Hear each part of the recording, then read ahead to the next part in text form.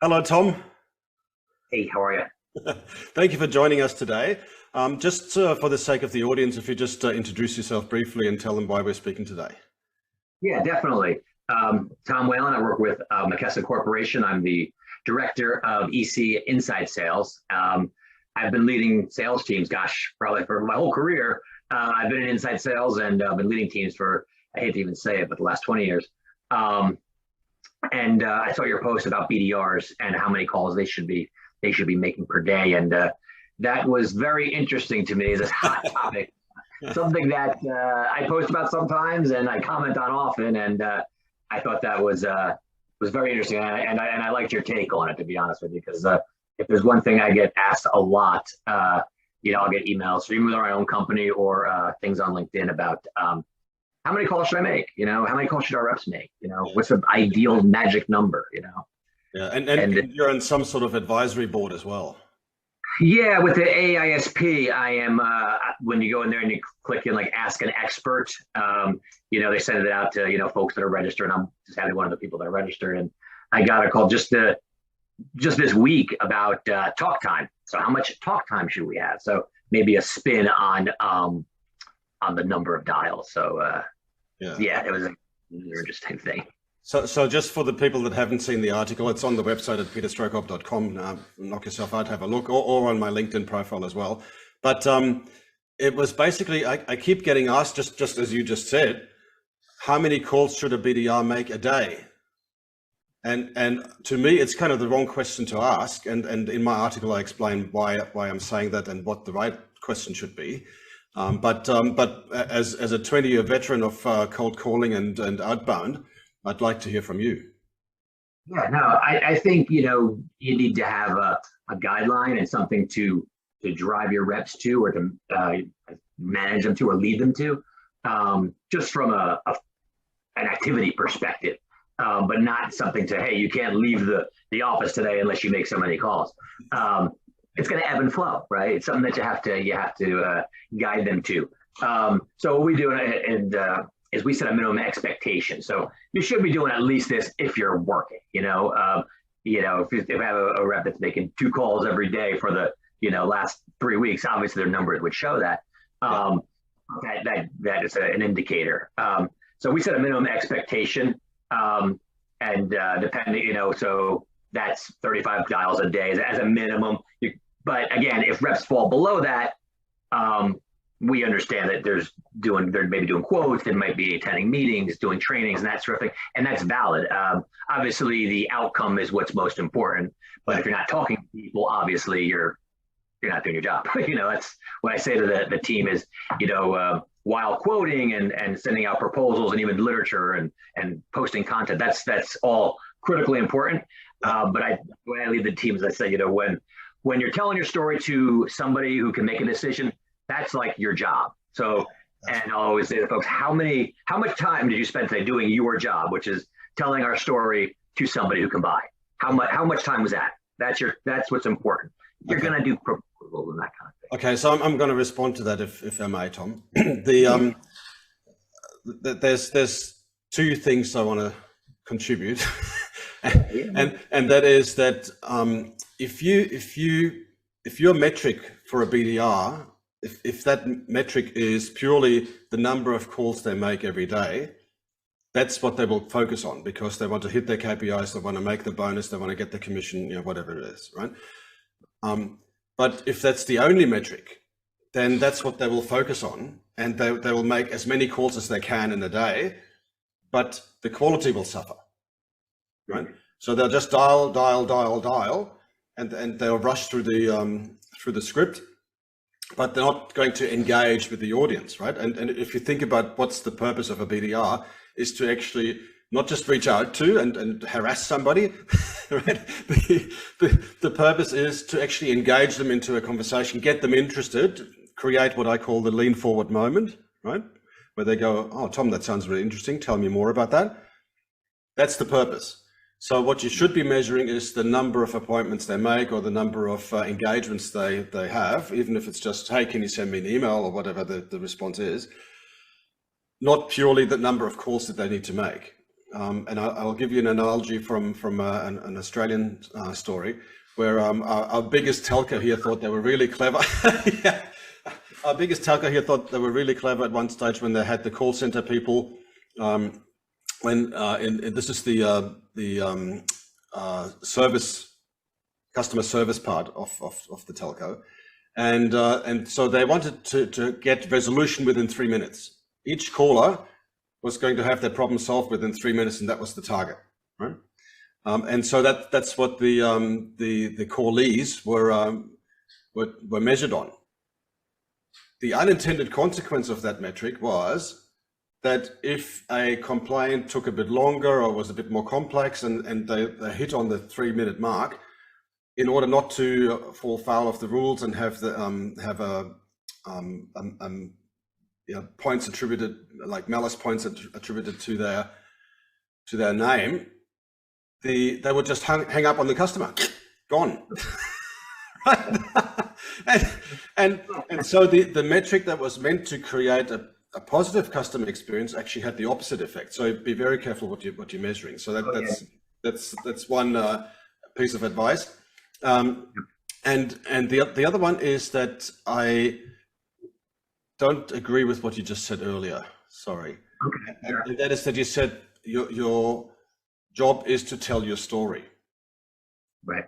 Because if I bring you up and I tell you my story out of the blue, you may not be that interested in my story unless I know that there's some sort of context to it, right? So which is why I talk about creating a lean forward moment, saying something that interests them, draws them into a conversation that makes them say, oh, that's interesting, tell me more about that. So I reckon don't talk about yourself, don't introduce yourself in the way that we normally do, like I'm from so-and-so, and we do this and we have that. I call that we syndrome when we talk about ourselves, we. But give them something that they can click on and that they can get interested in, some industry trend, some insight, some thought leadership, some point of view that actually draws them into a conversation. What do you think, Tom? No, agreed. I guess I'd say tell their story. I mean, when you're having a conversation with somebody, but you want to sell your value and bring up insights and things where you can help the prospective customer. And 100%, no, I definitely agree with that. If you're solely measuring to just dials, you're going to get exactly what the Australian telephone company had received. And but that's the total opposite of what they're looking for. We do lay out several, I would say several, I think there's 4 minimum expectations, with dials being the one, and that being just to make sure, again, folks are picking the phone up or having conversations. And when I say tell them the story, I mean, maybe time to tell. Actually, that you inspire me. I think I might change that from telling your story to, finding out their story. Maybe that's the better way to put it, to at least explain it to my reps. So I'll exactly right. So I find a lot of scripts are just very seller centric, seller focused. And why should a buyer be interested in that? And imagine how frustrating it is for the callers, for the BDRs, when they make dial after dial after dial and they get rejection, right? That's got a grate on them. And no matter how thick a skin they have, eventually they're going to get jack of that, right? So if you give them something that actually engages the other party and draws them into conversation, that's going to be refreshing for them. And you probably have a better employee experience and less churn as a consequence of that as well. It's a good way to describe it, because you may, when we give a loose script, and we have introductions, just like a regular script, introduction statements and qualifying questions and that kind of thing. And I think it's but if I just say, hey, tell your story, and then people are like, hey, this is what we do, and this is what be a great customer, and we've been around for 100 years and all this. But some folks could see maybe going off script and misinterpreting that. So I think it's a couple of techniques that I've seen is where people actually are honest, and often it's perceived as refreshing by the person being called when they say, this is a sales call. Right? Can I be frank? This is a sales call. And maybe just because you say this is a sales call, they go, oh, wow. We have reps that do that. What's funny is It's funny, when I was a rep, I get the call that I say, is this a sales call? I'm like, if I do it right, yeah. That's right. You can sort of joke about it a little bit and make it a bit jovial, and that's much better than making it like robot, like blah blah blah blah blah. The other one is that I recommend to my clients that when they talk about themselves, that they don't start the sentence with we. We do this and we do that. Okay, that's good to know. I recommend that they say, our customers tell us that this is what they're getting from us. That's nice.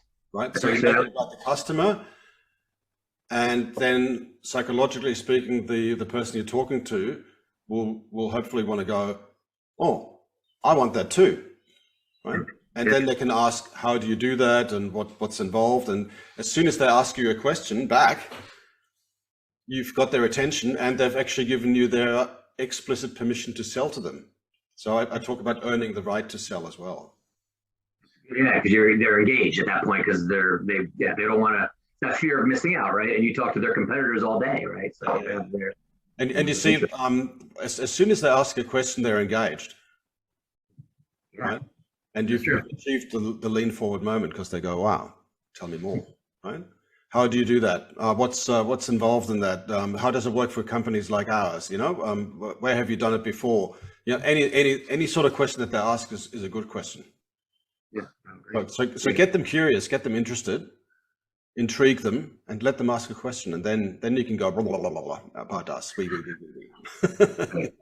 No, you're right. You're right. That's good. That's good. It's a nice way to package it, and maybe I need to take a look at our scripts. Yeah. And if you do your homework beforehand, or if you have your ICP sorted out, your ideal customer profile, then you can say, our customers tell us that we do this for them, and whatever this is can be specific to that ICP. No, that's true. That's true. That's cool. Yeah, so you can draw them into a conversation without harassing them. And we talk about sellers jumping out of the bushes and ambushing unsuspecting prospects with an unsolicited sales pitch, and more often than not even knowing whether the person that we're calling is even remotely in the market for the thing that we're selling. Right? It's just become a numbers game, and that's I think where all the fun's gone out of it, because buyers are now seeing sellers as people that harass them, and they don't tolerate that anymore. Since the pandemic, when we've had all sorts of other troubles and problems and challenges on our hands, we don't want, on top of all that, we don't want salespeople to jump out of the bushes at us, right? So we need to change the way that we're selling. And one other thing, Tom, I know I'm preaching. I'll step off my soapbox in a minute, but is that this sort of cold call harassment is actually ruining the game for all the sellers out there, right? Because if you make 100 dials a day and you've got 100 people making 100 calls a day, and the next guy's got 100 people making 100 calls a day, everybody's feeling harassed, and the answer to them retreating and saying, no matter what you're interesting, I'm not interested. No matter what you're selling, I'm not interested. The answer to that is not making more calls. So we've got to change the way that we engage and do better, not more.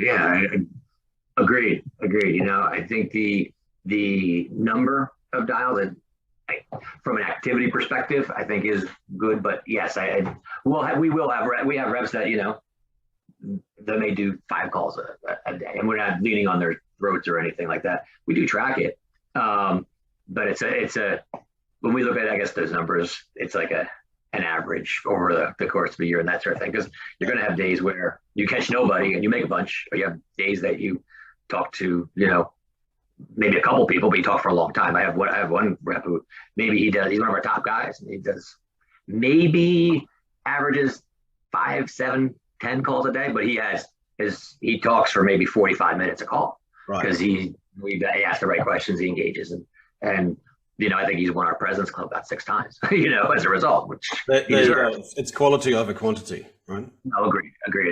Yeah. But you sift through a lot of stuff sometimes. So I want to just slightly hone in on that point, right? Because I saw a statistic the other day that said on average it takes 2.5 hours of calling to make one appointment, right?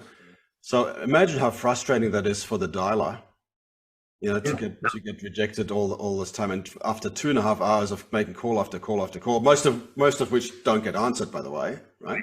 Because you may call, no, it's busy. There's no voicemail, whatever, right?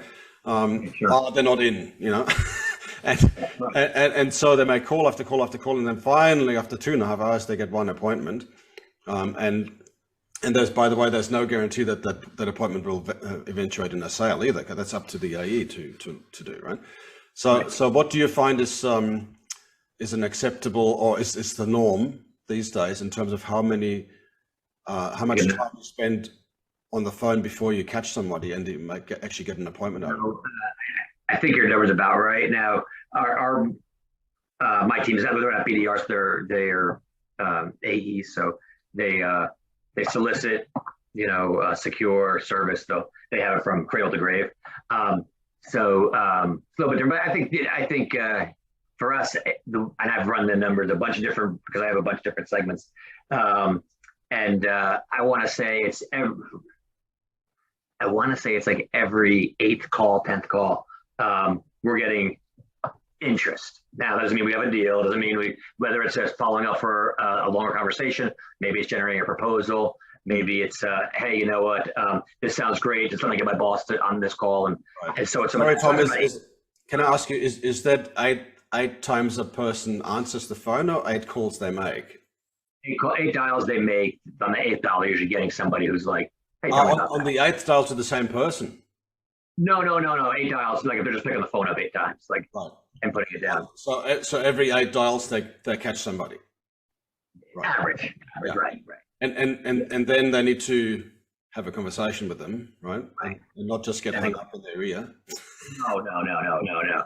Yeah, exactly. So every 8 dials. So, I mean, in time, I don't know. I mean, maybe it's because I look, when I'm looking at time, I'm looking at mostly the average on the day, which is like you're talking about 2.5, 3 hours, somewhere in that ballpark. So which seems about right. Some folks, like the gentleman I spoke about earlier, I want to say he's like at least 2 hours more than everybody else, always, which is great. Which is, I'm even with him on his stuff. We have him, shadowing and helping with all our other stuff. He's a very good teacher and coach, which is good. So. Fantastic. That's great. Okay. Look, the other thing I was going to talk about is the average tenure of a BDR. How long do they last in the job? So with us, I'm fortunate that we have a strong culture and a very good team. I think we have a good process of bringing folks up. But for us, I want to say the average is like 2.5 years, something like that. Like that is a rep. That's good. These aren't just BDRs; they're actual reps. So we're also a big company, so folks will move into other areas of the business and that kind of thing. So I have one rep on my team, and now she's been with us for, gosh, I don't know. I think she's been on my team for 15 years, something like that. So, and I have folks that in a year and they move into other areas. So we're fortunate that we don't have a lot of reps but they happen that leave. The one thing that we do in our team is we do a attempt to perm. So they come in, they work 3 months, and then we determine whether whether they like it and they want to stay, and we like them and we want them to stay. Yeah. So that does, not that we have crazy turnover there. Again, same thing. We hire about probably 70% of the people that join us, but it is an additional step to the screening process, which helps the tenure. Well, that's pretty much the norm now. 3 months. Yeah. And it's funny. So when we started it, everyone thought it was so like it was heresy. What are you doing? You hire people permanent. I'm like, I don't know. This works. And so, but yeah, and it is being more widely accepted, which is great. Which is great for us because we've been doing it forever. Okay. So for anybody else who runs a BDR team out there, what's your one piece of advice that you would like to leave them with? What I would say is, times are really hard right now. I mean, they really are hard. I think, if I had a BDR rep come up to me and say, what can I do? We could talk about the qualifying questions and value props, the things that we just spoke about, but I would have to say it's stay positive, because that's a hard thing. Like, hang around with people that are emotional pluses, and listen to good music that makes you happy, whatever it is, whatever you have to do to keep yourself up, because like when a customer's calling you, they're looking for solutions, and they don't want to commiserate. They don't want you to hear like, oh, it's the supply chain, and yeah, the fuel's out the crazy cost, and you got to raise your price again, and that sort of thing. Because right now, you're not competing necessarily against your competitor. You're competing against the good old days when things were cheaper, products would get delivered faster. The world was less turmoil and volatile. So that's the big one. Keep I would say stay positive, and I wish it was fancier, but like hang in, be resilient, because it's gonna have to be consistent too. Because I think that if you have even cold call, I'm not saying to hammer somebody 10 times in a week, but if you're able to give a something about their industry, or maybe about, like, I don't know, whatever your products are, maybe every quarter, just being kind of like, hey, I'm here, just so you know, this is happening, this is what's going on. Even if it's a voicemail, if it's an email, if it's a piece of content, whatever it is, so that they know that you're there, and that when they do call you, you're not going to be a buzzkill. So that's it. I wish I had something fancier, but okay. So I got two tips out of you there. One is look after your mental health, right? Yeah. And there is an analogy of the bucket. Like some things drain your bucket, and other things fill your bucket. So make sure you don't just drain it and drain it and drain it. You just fill it with some positive experiences and keep yourself resilient. And the other one is keep in touch with your prospects, so that when they're ready to buy, that they remember you, and it's not a one-off type event. Yeah, I hope every day that we're going to get back to a time when things are doing great, and when that happens, that they know who you are and who to call. So that's. Now I know that these things move in circles, right? We've got cycles that in the economy. So things will get better as well, but they might get worse before they get better, right? And with all the things that are going on in the world right now, it's not a big surprise that we're in a bit of a bad cycle there. But swings and roundabouts, it'll come back again. It will, obviously it will. It always has. So yeah. All right. Thank you, Tom, for being here today. Thank you. Thanks for having me. This was fun. I liked it. It was a pleasure, and we'll do it again soon. Excellent. Thank you so much. I appreciate it.